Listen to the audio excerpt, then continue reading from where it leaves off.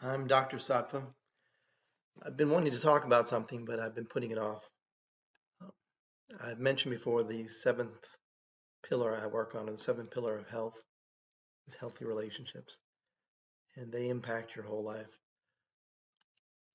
Now, you would think with a doctorate in psychology and a lifelong practice of meditation daily, a lot of yoga experience, both teaching and practice, that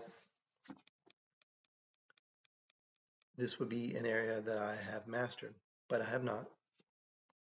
I work on it daily, if not more sometimes, because I think we're all hardwired in different ways and it impacts our lives.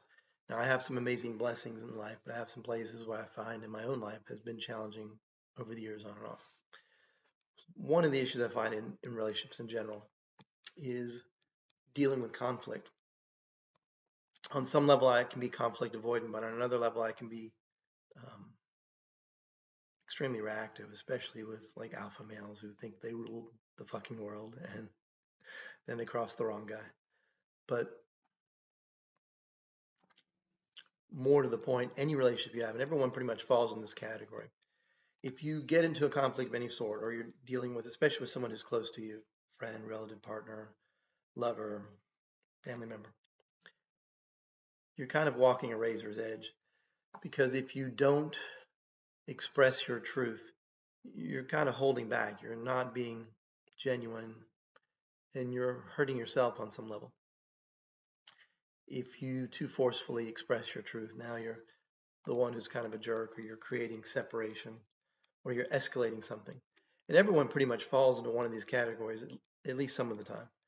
A lot of people think they're tough and they raise their voice and they try to control the narrative and they're just weak. And then there are people who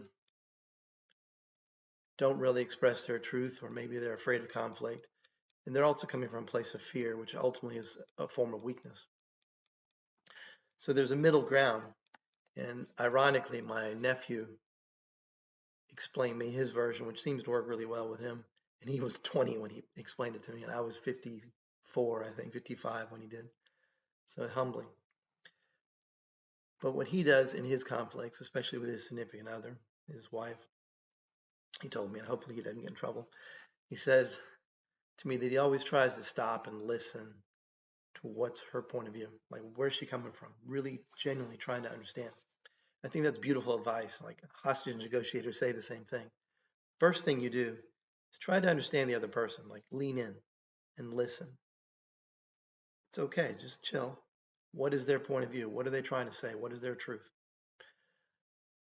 Then, before you react, before you respond, you have taken that into account. You're coming from their place or their point of view. So, even if they're wrong, per se, or even if you don't agree, at least you have understood where they're coming from. And that gives you that middle ground, that pause to maybe find common ground to resolve your conflict or to hear each other clearly. And built up over a lifetime, it improves your relationships, and that can affect your community. It can affect when you are in, let's say, in a church, the types of friends you have. It can affect your finances, your business deals.